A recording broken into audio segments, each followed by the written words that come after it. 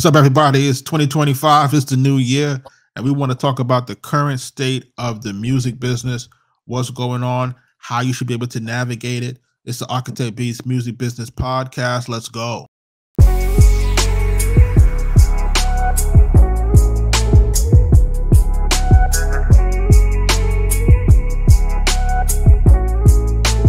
Arkatech Beatz.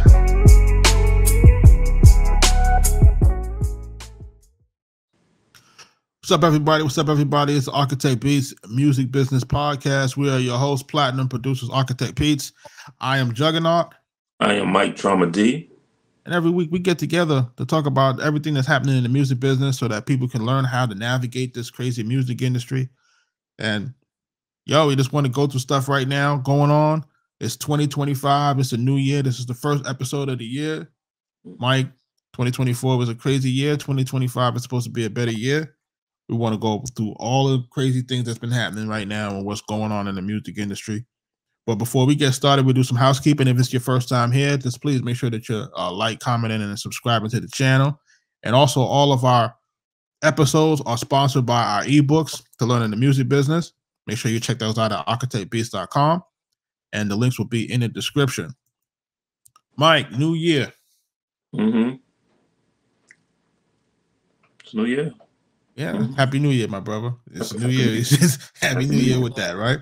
We had a little bit of a holiday hiatus, and trying to really see what's going on. I wanted to do a year wrap up, but then I thought about it. I'm like, a year wrap up wouldn't really be it. I really want to try to help people to see what's coming for the new year, and so people can really understand, like, yo, how can they get started in this music business, start moving forward in the new year. When I start looking at stuff, there's a lot of things going on with independent music, right? So we were talking about earlier about Universal making a new deal with Amazon Music, and basically Amazon looked like they're going to move to the Spotify model of 1,000 streams. Crazy. They're calling it more artist-centric. 1,000 streams for you to start getting your payout. And then also Universal's making another big move by buying Downtown Music, which would be the parent company of Song Trust. So that's basically the biggest independent music publishing administrator for independent artists. Yeah. So basically Universal is going to own independent music. Between them being partnered with the streaming platforms, with Downtown Music, and also being tied to the distributors like TuneCore and on DistroKid. So basically, Universal is going to own independent music without having to sign anybody. Thoughts? If it just feels like a lockout, it feels like the independent artist is able to put out music and make money without the major, and the majors are like, nah, we gotta figure a way to get in their pockets, like. Because if independent artists are successful in that way, and the word gets out that you could be successful as an artist without a major label, that's not news that's going to be good for them. So I think this route that they're taking is going to help gatekeep those situations and keep those things kind of in place. And don't be surprised if artists will no longer on an independent label to be able to put their music out without some sort of major label nod. It may get gatekept all the way, and you may not be able to put anything out. It seems like Spotify and these guys are having record profits right now. And I saw a clip of someone saying, allegedly that the CEO of Spotify is basically making more money than any recording artist right now. Hand over fist. And it's like, and it's a weird dynamic, but I think us as creators, we have to start thinking about not just the creation of the product, but also thinking of ways to capitalize off of every iteration of your project. And when I say that, meaning like, say you create your music and you have to go through a distributor, the distributor gets money. Or say you got to go through the marketing company. The marketing company got to make money. Or say you got to pay PayPal. PayPal got to get money.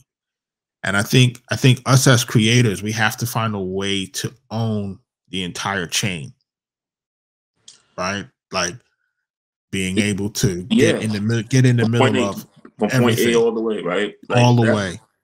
I think that's a difficult situation, and that will only work if you are able to get enough of a fan base where you no longer need to rely on their platforms. You know, I think in the beginning you may have to, utilize their platforms to help, get some promotion, get some marketing, get yourself positioned in certain areas. But I think when you reach to a certain target, when you reach a certain number, you got to start migrating it over to your own situation and using your own website, for example. Right. Using different types of merch along with your music to kind of incentivize your consumer to come and shop directly to your platform. Yes, let's use the other platforms for promotional things, and yes, the Spotify's and all of them, they're going to take their cut or they're going to take all of it. But I think if you go into it knowing exactly what you're doing, what the plan is, like I'm going to utilize Spotify just really to get promotions, really just to get my name out there, get my music out there. And when I reach a certain threshold, it got to start migrating to my website, where when I put out a project, it comes with a shirt, it comes with a piece of vinyl, it comes with something additional, creating additional value. And at the same time, you're getting that information. You get the information from your consumer, the data, their email addresses, their phone numbers, the cities that they're from, to help you further target them or do additional campaign giveaways and things of that nature. So you really have to come with a plan and know exactly how you want to maneuver, despite what Spotify is doing, despite what Amazon or any other place is doing. Like, how does the artist now even get any traction on Spotify between the threshold for payment, right? Because now you got to hit 1,000 streams per song to get your royalties. And then also the fact that you're not going to get pushed right on these platforms. So it's like being found organically again, becomes an impossible feat. So I think all of that has gone away. And then also having to compete with their fraud detection, right? Because even if we create a campaign that creates a lot of buzz and it gets people to consume our joint in mass, then Spotify can turn around and say, oh, this is manipulation, this is fraud, and then still don't pay on it.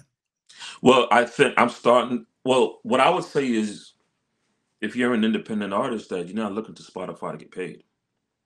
Yeah, I know that for sure. Like that is not the goal. Like, I'm gonna go to Spotify, I'm gonna blow up, they're gonna pay me. I don't think that's the goal. The goal is you want to utilize Spotify because it's a convenient way of getting your music into the pockets, into the cars, into your homes of millions and millions of people. It's convenient. If somebody wants to listen to your record, you could say, hey, go to Spotify, search me up, I'm there. And it puts you in front of people. It's there. But I think you have to have a certain marketing plan, a time frame, a goal. Like, I'm trying to market and promote to the point where I have this amount of fans. Once I have 100 fans, 200 fans, 500 fans, then I need to concentrate on getting those 500 fans to my website. Yeah. That's the play. Get them to the website. Once you get them to the website, and then you have 200 to 500 email addresses, now we're really talking. I know it doesn't sound like a lot, but if you have 200 to 500 email addresses of fans that really rock with you, the world is your oyster now. Right. Now when you drop your project specifically on your site alone, and not on Spotify, an exclusive a project, exclusive video, exclusive content, exclusive merch that's only available on your site. Maybe you dropped the teaser on Spotify. Maybe you dropped the 3-song teaser, but the entire project is on website. right. You know what I'm saying? Maybe Spotify and all of these spots are only good for the single. Maybe you do your singles, but if you want the project, you got to come here for it. The same way back in the days, you put out your singles, yeah, you put out your single music video or your single song. But if you want the album, you got to go in the store to go buy it, right? Yeah, I think that's the play. But that's the 2025 play now for people who are not clear on it, because putting your music on there entirely, it seems like it could be a waste. Yeah. Put your 3 or 4 song singles out and get them coming to your platform. Because the truth of the matter is that you don't get the data. Right. And you need the data.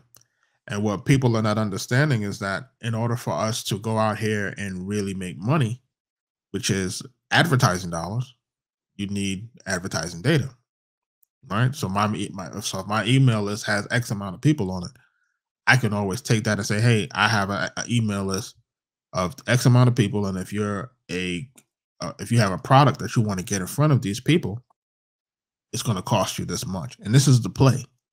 Yeah. And this is what people don't seem to understand, is like, this is how social media is built. It's built on, hey, I got a social media platform that has X amount of users, and if you're an advertiser, you can get in front of these users for this cost. This is the game. Yeah. And you have to treat your constituency or your consumers the same way. But you have to develop that list. You have to develop that pocket of fans that you're going to be able to do that with.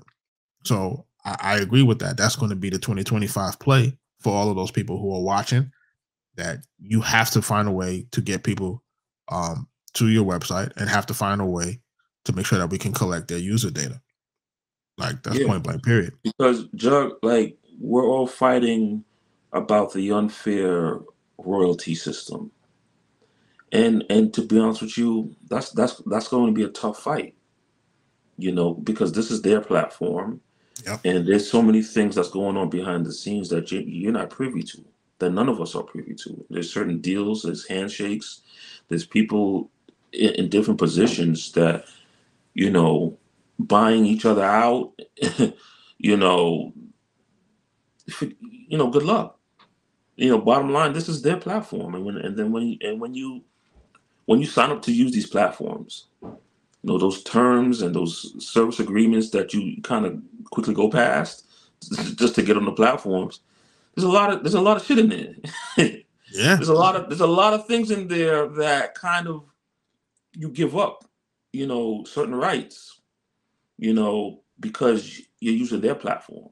And it'll tell you straight up, if you agree to use this, these are our terms. And a lot of us, scroll past it, click agree, and we're rocking. And at the end of the day, they could do what they want to do. It's their platform.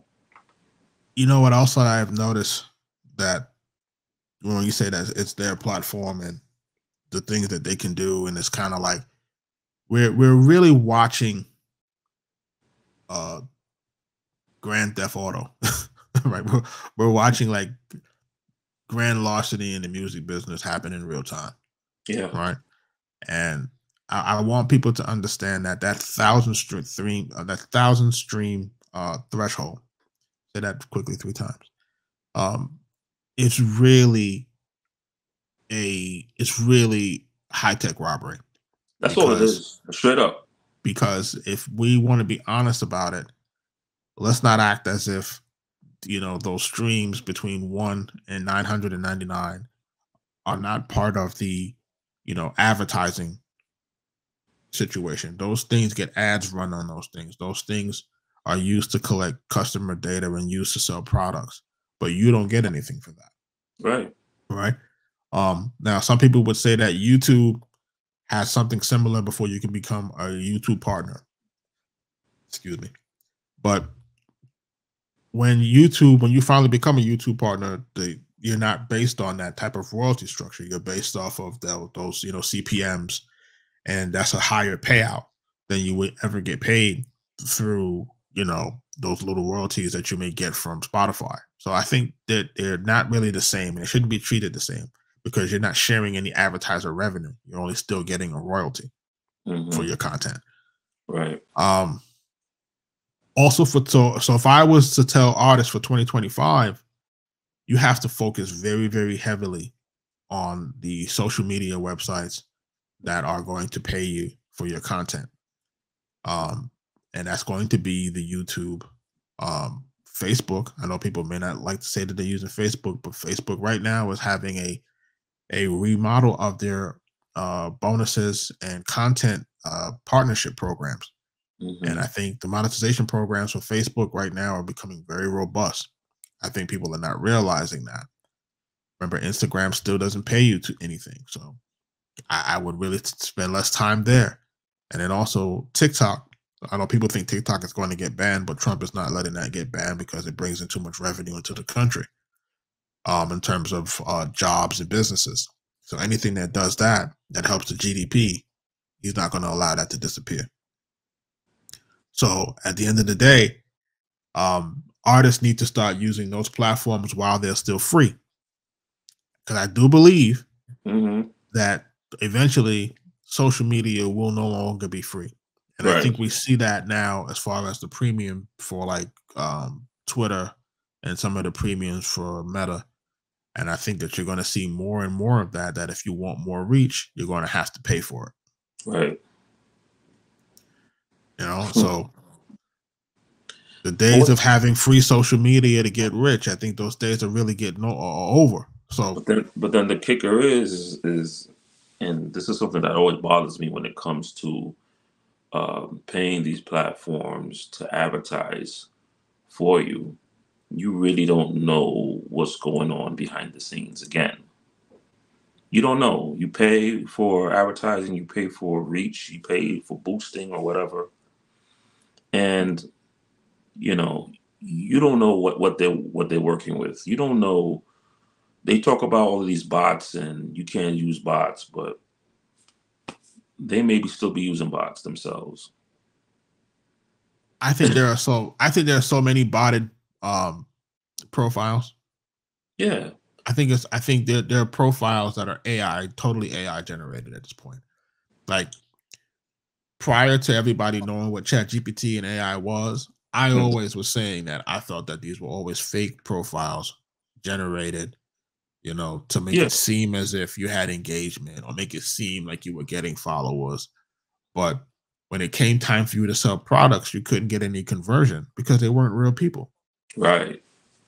Oh, I mean, all they did was sell you on, okay, we're going to give you more reach, but is it legitimate reach? And then what is their definition of legitimate reach? It could be different from what you're thinking, So it's a lot of times it's the wordplay too, and what you think what it is, it's not always what it is. So the only way that you're going to have a better idea of what it really is if you have your own platform and you have the data yourself. Yeah. And you could actually see, okay, this person bought this from me. I have their email. I know they're from Atlanta, or I know they're from Houston. Okay.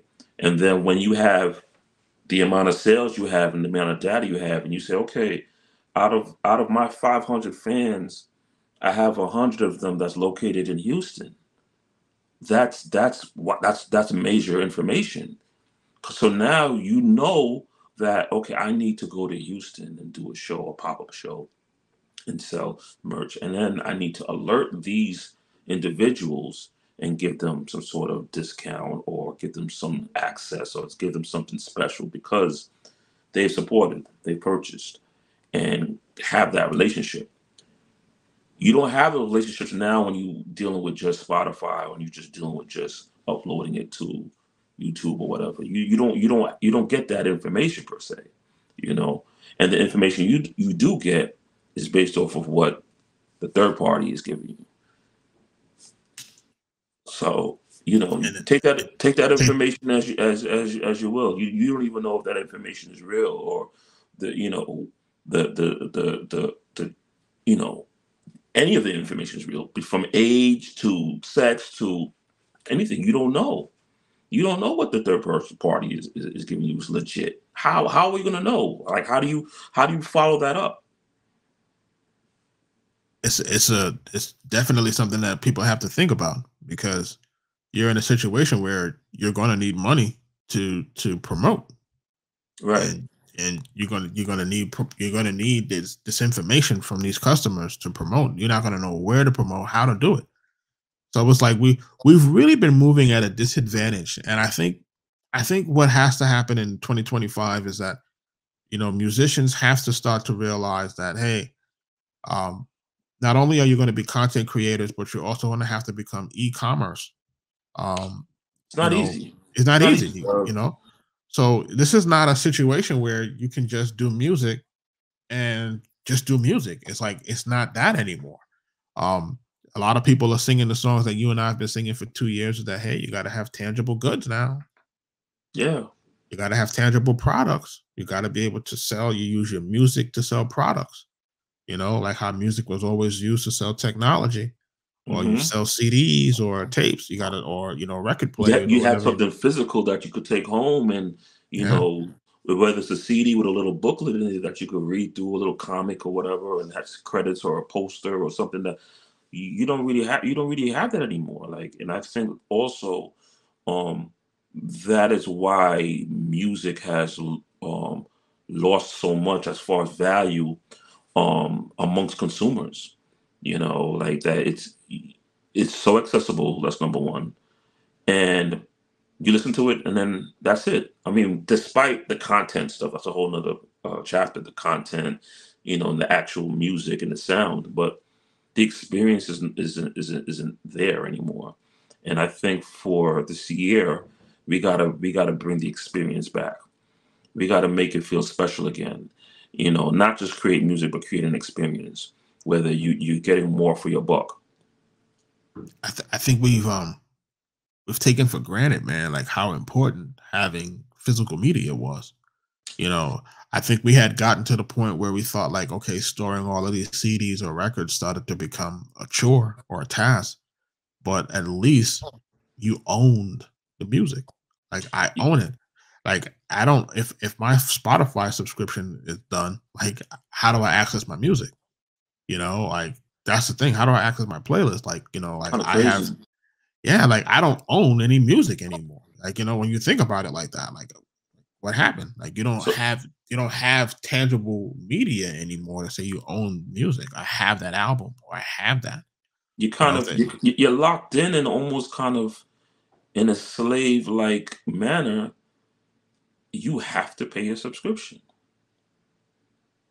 You have to yep. pay it, or else you will have no music. You will be driving in your car or on that subway or whatever without your favorite record. That and when you think about it, we spent so much time giving these platforms that access, giving them everything, saying it's okay, and we thought it was technology. This is great. This is convenient. I got my phone on me anyway. I could just listen to whatever song I want, or I got to pay a subscription. And yeah, initially it sounds cool, it sounds convenient to have access to a library of music. But if the day ever happens where you don't pay that subscription, you have nothing. And you're forced to pay. It's not like you could say, you know what, I have this record here, or I have these CDs, or I have this whole thing here that I could just pop in and play, and it's mine.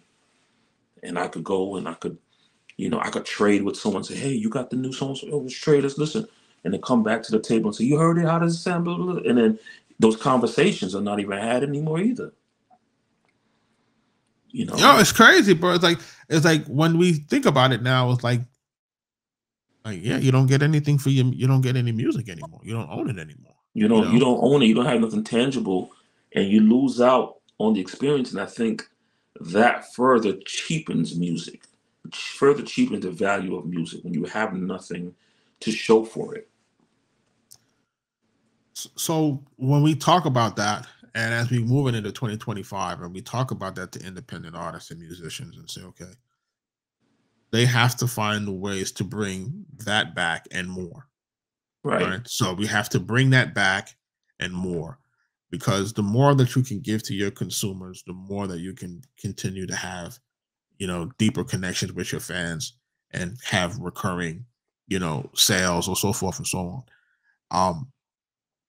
I really want people to pay attention to creating things that they can use to sell with their music. And I know we keep saying that and we keep circling back to that. But that's going to be the difference maker between the people who make a living from this and the people who don't make a living from it. Yeah, like how cool would it be for, 14-year-old, 15-year-old, 16-year-old to get a picture, a photo picture book from their favorite artist autographed to them, with the purchase of an album or something, like with the actual autograph to that fan's name. There are just so many ways an artist can be creative on that level, and I think now is the time to be super creative on that level. Like, what kind of merch? Like, what can we do? What can we do outside of the typical shirts and hats? What can we do outside of the typical, little trinkets that we give out? You know, what kind of vinyl can we give? Maybe we give everybody who bought a gold plaque to hang on their wall as Crazy. a part of this project. Like, I think it's just now, just artists got to be very creative, um, and retain, those relationships with the consumer. I think the consumer should be no more than just a consumer now. Now, this is my team, this is my people's, and I commend, like, Beyonce and the Beehive, and you have what's her name with the Navy, and you got all of those groups for artists. Nicki Minaj, and you got everybody that got that group. And I think if more artists look to that, like, maybe I need to have a group. I need to have people that I could call on and say, hey, this is for you. Oh, today's your birthday. I sent you something. Boom. Like, and I think if you go that route, I think you can be a very successful artist, and you may not necessarily have the super super huge fame as a Beyonce or whoever, but I think you can make a very, very good living, and it will be more satisfying as well. So I want to pivot a little bit, right? Mm. Because, we were talking prior to getting on air, and we were talking about quality of music, and, Drake just dropped the Fighting Irish freestyle, right? On the Conductor Williams track. Shout out to him. Shout out to the Conductor. And the internet is doing what the internet does, saying how the bars are top-notch bars and stuff. And you and I were having an online conversation prior to an offline conversation, saying that that music itself right now, especially in hip-hop, that genre, is changing, right? That people are kind of moving away from some of the music that was popular in the last 3 to 4 years. And I think a lot of that is because of the Kendrick and Drake beef. I think if anything that it's done is elevated lyricism. I think, right? I think while that whole conversation was going on, there's a lot of people who couldn't participate in that conversation. They had to sit back and just listen to people who listen to bars, because there's a whole genre or a whole bunch of set group that don't listen to bars. Right. That all they listen to is the beat and just melodies, and I think the battle between Drake and Kendrick, it forced people to listen to bars, and If you're a real hip hop head and you're listening to bars, this was the conversation. This was the thing for you. Yeah. You know, and it forced people to have conversations. You know, what did he say and how did he say it? And you know, what he said was factual and he sounded good on this record, but it didn't sound good on this record. And you know, we had all of those different type of conversations about content, you know, flows, the way, you know, real hip hop, you know, talk, real hip hop things, the things that we look for in hip hop. And, you know, a lot of people couldn't have that conversation because that's not what they're used to. And I think it's making the whole entire music scene kind of just take a pause and be like, you know what? We need to kind of get back to that. You know, because the conversations felt good and it didn't matter what side of the coin you were on, whether it was Drake or Kendrick. The conversation was just good. You know, people feeling good about lyrics and did you hear what he said And how he said it. and how he said it Right. and what it meant and the double entendre and the hidden messages. It made people sit back and think and listen. And I want to hear it again. I missed it. Like, when was the last time that happened? Where people And were going back and listening again and hearing things that they didn't hear before and going back again and trying to put it together. Like, this meant that, or he was talking about this, or this goes with that. And the word he used here, and then how he flipped it, and this, that, and the third. People were paying attention. And that is not something you were getting with a lot of the artists that were putting out just melodic and mumble music. You just wasn't getting that. So I call that music. I know I'm going to catch a lot of flame for this. You know, last time I said that, you know, that post went viral. But it's attention deficit music. You know, and that's music that doesn't require you to really pay attention, you know, to what's being said, how it's being said, how it's being delivered. And what I really, really, really respect about this battle and what I think that it's done, it's now created a situation where now you have to pay attention. You got to pay attention to what the man is saying, right? Or else you're going to miss it, you know? And that's on both sides, right? That's on Drake's side. That's on Kendrick's side. If you don't pay attention, you're going to miss what he's saying or who he's potentially talking about, right? Now this becomes a conversation where we did not have that in music for years, right? It was like it was being dominated by, again, attention deficit music. Music that was only a vibe. It's only for a vibe. It wasn't music that was, you know, it wasn't music that actually, you know, got you to think or to even listen. You know, like what, like, since when can you have rap music or hip hop music that people didn't listen? Like, how did you not listen to the words? Like, how do you have songs that are inaudible words? How did that happen? You know what I'm saying? Mm-hmm. So it's this is a thing where I'm just glad that now people want lyricism, and this is now where you see the gap now, right? Because like you said, now people had to sit on the sidelines. Like, y'all guys couldn't participate in what was going on. You guys have to wait for it to be over, right? Because you're going to get swallowed by these two giants that were going back and forth, and you guys got to sit it out. You got to wait. You got to wait till it's over. You can't drop one of those albums in the middle of that. Nobody trying to hear that. Nobody trying to hear that right now, and you can't drop none of that right now because nobody's trying to hear that right now. So, you know, the people who are trying to put out music right now who ain't really of that cloth, their music is going to fall flat, and they're going to really say, "Man, what happened? Listen, this is what's supposed to be happening." And I've been saying this for a long time, and I've been saying that the music has been mid and it's been mediocre for a long time, and I have been catching absolute hell on the internet. Like I've been catching absolute hell on the internet. But the truth of the matter is that you and I have been doing this thing for a long time. We are in different regions. You're in New York. I've been down here in Atlanta. We've been going back and forth for years, decades now, right? Damn near. And we've seen this hot guy come, this hot guy go. Pause. Right? This you know, like we've seen these things just everything just flash in the pan, it's in and it's out of here, right? And it's like the ones that stand the test of time, you have to be good.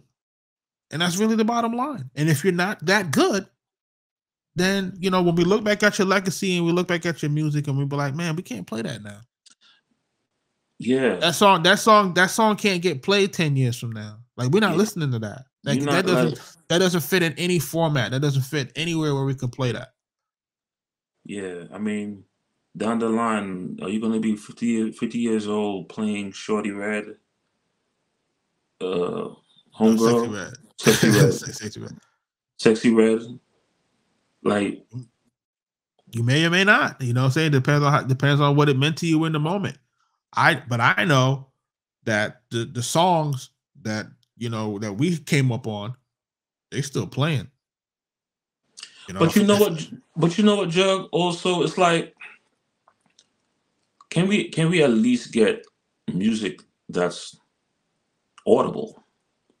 Oh, shit. Like just and this is not a regional thing, because I don't want people saying, oh, when you're from the South, you got this slur and this, that, the third. No, that's bullshit. Like, and this is not even aimed at the South, but it's just like one of the purpose of rap is for us to hear what you're saying. I mean, we got to hear what you're saying. This is the lyrics. You know what I'm saying? Like, can we at least hear what you're saying? Like, Jeezy sounded great. Tip sounded great. Killer Mike sounded great. Not regional, bro. It's not regional. It's not regional. It's the ones and like Glorilla with her Southern dress sounds fine. Again, it's not regional. It's a situation that the artists that understand what it means to go from a regional status to a nationwide status and to be superstars, that you have to be able to be audible. Yeah. You know, the music doesn't necessarily have to be the exact same way that you talk. You know what I'm saying? And let's be honest. Like, you can have, things that you say from your region, different things that you say, but they still have to be audible. We may not understand what that meant, right? But at least we could say we heard what it said. What you said. Like in this day and age, half of the time you don't even understand what's being said. And it's not a regional thing. It's not an age thing either. No, it's not. Because we all speak English.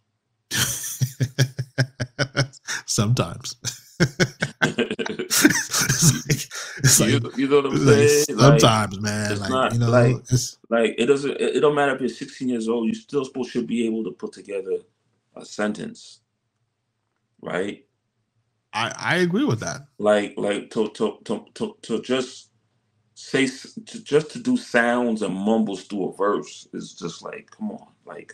And I know you were doing your best not to say mumble. I know you were doing your best to say that, you know, because, but listen, let's call it what it is. There's a lot of mumble rap. There's a lot of that. Let's call it what it is. There's a lot of mumble hip hop out there, and you know, we're happy to kind of see that chapter close. Yeah, I think that chapter has to close for us to get to newer and brighter heights as a genre. Like, I think we have to close that off and have to say, okay, where is the music? Where does the music need to go now? And I think you and I were talking about like different factions of hip hop coming in, more boom bap, more stuff like that. And I said that my concern is that the content right now is not necessarily the best content. Like, you know, we still have guys that can rap, but it's still that same kind of content that can be deemed quote unquote negative, right? Even though, you know, you and I like more aggressive music, but there has to be a way now for us to kind of go into 2025 for us to find a way to elevate the genre without it sounding, you know, too preachy, more conscious, more conscientious. Did I say that right? But those artists are out there. You know, those artists are out there. There is a lot of different kinds of music and styles that's out there. So I'm not gonna act like just because we haven't heard it, it's not there. It is out there. It's just that we have to do such a task in finding those artists, because believe it or not, the Spotify's are not going to push those records out in the forefront, unfortunately. They're Never. not going to give you their fair shake. You know, it's not like you back in the days you had an Onyx, and then you turn around and get a Tribe Called Quest, and you turn around and get an NWA, and then you turn around and get a Goody Mob, and you turn like uh, even those artists was across the board as far as music. So whatever you wanted, you got it, and it was quality. You know what I'm saying? Yeah. So if you wanted some aggressive music, you got some aggressive music, but it was quality. And then you say, you know what? I don't feel that today. I want a little more preachy. You got your Public Enemies and all of that. You got that there. You had your different kinds. You got it, and it was that quality. And if you want to turn around and say, no, I'm feeling that today, I want to get something else from me, you had that. You had the choice across the board because it was pushed out in front of you. You had it on display for you, you know? And it's just, you know, to get that now is just requires a lot more digging. Well, because we don't promote that anymore. We promote trends. And I think you and I have talked about that before in different previous episodes, where everything is a trend. So, you know, everybody jumps on the trends because that's what the algorithm is rewarding. So if everybody's talking about, like, for example, G3, LiAngelo Ball got a new single out, everybody's talking about that. So in order for you to get views and for you to get eyeballs on your content, you got to talk about that too, you know? And that's how it's been in music. It's like, hey, if he sounds like this, everybody got to make it sound like that too. And we got to get back. We got to get back to being, you know, original and doing what you do. This algorithm thing is you know, doesn't sound as helpful as we thought it was. Because it's really programming people. That's really what it's meant to do. Right. And it's programmed in a way to kind of keep the status quo. To keep the lane like this, to keep this going. Yep. And if you want to be on this train, you got to do this. Yep. So you got everybody fighting to get on this train. So you got to sound like this. You got to get the same beat pack so your beats can sound like this. You got to fit into this mold to sound like this. And if you don't, you won't get on this train that allows us to promote you to everyone. You're going to be on the outskirts. Being original keeps you on the outskirts. You know, coming with exclusive content, this and that, it keeps you on the outskirts. And you have to fight so hard, you know, to be noticed, because what's on the train, which when the algorithm is kind of pushing against your originalities, pushing against you as an individual person, something different, something fresh, because it doesn't fit the mold. It doesn't fit this, you know, and it's very frustrating, I know, for independent artists that wants to do something different. You know, I tip my hat off to people like what's his name that came out with the album recently, Tyler. You know, musically it may not necessarily be for me or my cup of tea, but I could respect and salute him doing something different, you know, and bringing a certain level of quality and studying the game and doing something different and taking his music seriously, you know, and you see that. And when you have a person that's doing that and has a cult following and takes his music and craft seriously, you just got to salute that, you know, because we don't have enough of that. We talk about him being creative and being serious and passionate about what he does. That's real, you know. He's been one of those guys that keep talking about, hey, be passionate about what you're doing, you know, be original, do your own thing. And I think that's good for the genre, you know, and I think it has to be good for the genre despite the sales, you know. I think we just have to put that music out there and, you know, give it a chance to breathe, man. You know, I think too often right now what happening is we're getting too caught up in the sales jargon, but not realizing that some people use bundles and different things to manipulate sales data to make it look higher than it really is. You know, The sales thing don't even matter if freaking Spotify stealing your money. So right? you're you're Like really focusing on the wrong thing. one thing, yeah, You know what I yeah, mean? You yeah. get it's their platform. They gonna take what they gonna take. So it's like you really need to spend time on creating something new, fresh, and really getting those fans. Like that's gonna be very important. You know, how can I get the fans? What do I need to do that's going to make those fans jump over here? What do I need to do different? What's going to capture their attention? Am I going to shoot videos that's going to be of a certain quality that the opposition is not doing? Am I going to deliver certain singles? Am I going to deliver bundles?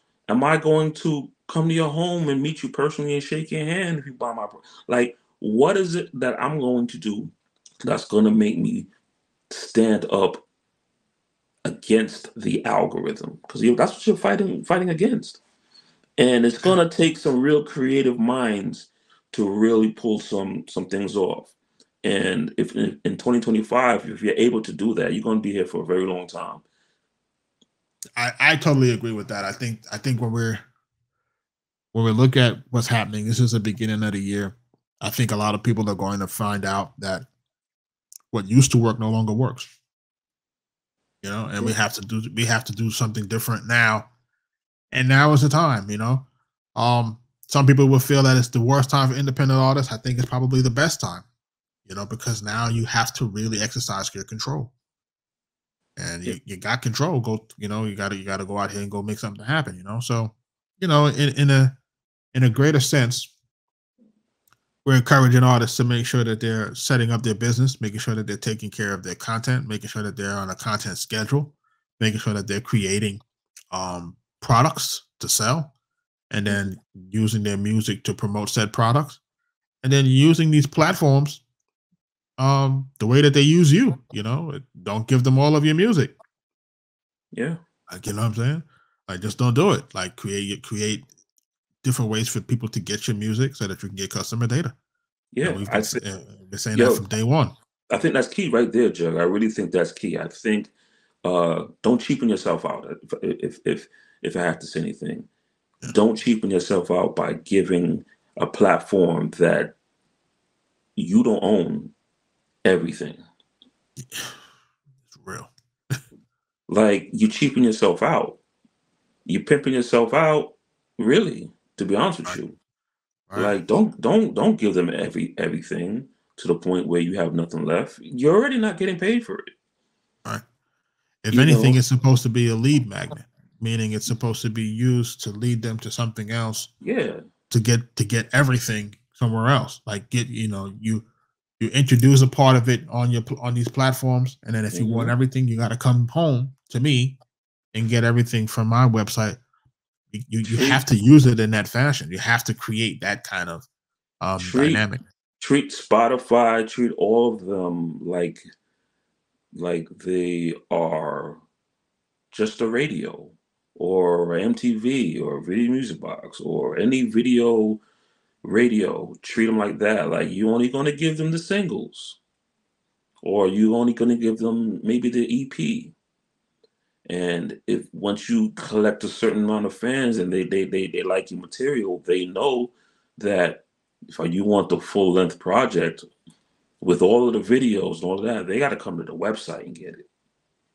You know, and you Got to start come leading home. them. Well, I'm gonna drop my singles here, but you got to come if you want the album. You got to come to the website to grab it. You know, that's really the only way right now moving forward. I'm gonna be honest, because the way that these guys are killing you, on these rates and everything else. Nothing else makes sense, and I don't think we should keep rewarding them with more and more content. It just doesn't make sense. You know what I mean? It just doesn't. And your content is your currency in 2025. And then they take all your content and they go make deals, $1 million deals, $1 billion deals, and CEOs get bonuses, and they up there eating pretty off of your content. They tell you you're not going to get paid for it. Like that's crazy, man. Just that you can have 999 streams, and they say, "But we're not going to pay you for that." You know, because you're a stream short. Yeah, you're a stream short, so we're not paying you for that. We're not even going to roll it over to the next thing. We're just not going to pay you for it. That's it. And if we do this to enough artists, it's a pretty penny. Oh yeah. Think about the thousands and thousands. It's damn near. This has damn near 90%.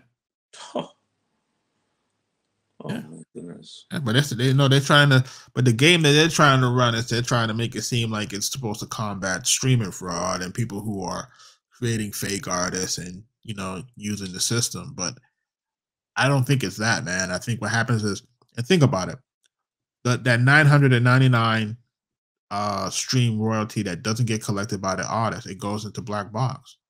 Mm-hmm. So now it's distributed amongst the majors. So it's a bonus.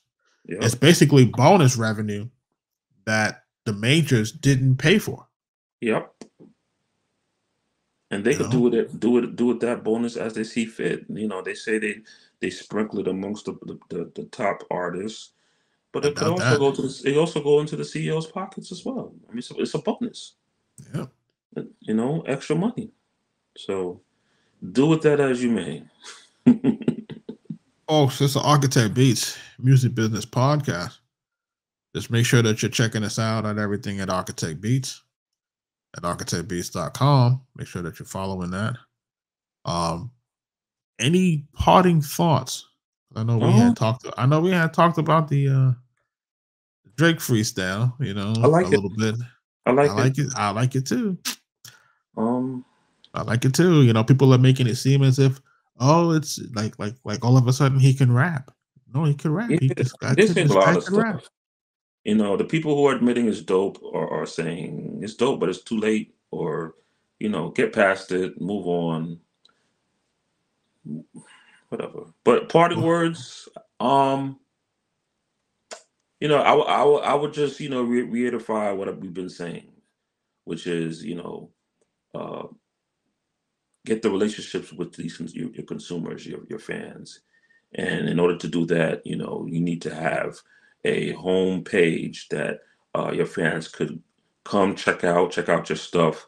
So if anything goes crazy with these third-party platforms, they know where to see you. They know where to get your product. They know how to contact you even, because you just never know what happens with these third-party sites. You don't know. They could just sell everything and disappear, and then all your content is gone. They can, you know, implement, you know, higher fees, higher rates, lower rates. They could do anything, you know, higher, you know, raise the subscription costs. You know, the terms and agreements. They could do anything they want. So, you know, I would just say at the end of the day, make sure that you have your own setup, your own website, where your fans could come and get your product. That's simple. And folks, that is really like the crown jewel of the episode, is to basically create your own ecosystem. Yeah. That's the jewel. You know? But until next time. Peace. Peace, everybody. Make sure y'all stay safe out there. And Happy New Year. Yeah, for real, for real. Be easy.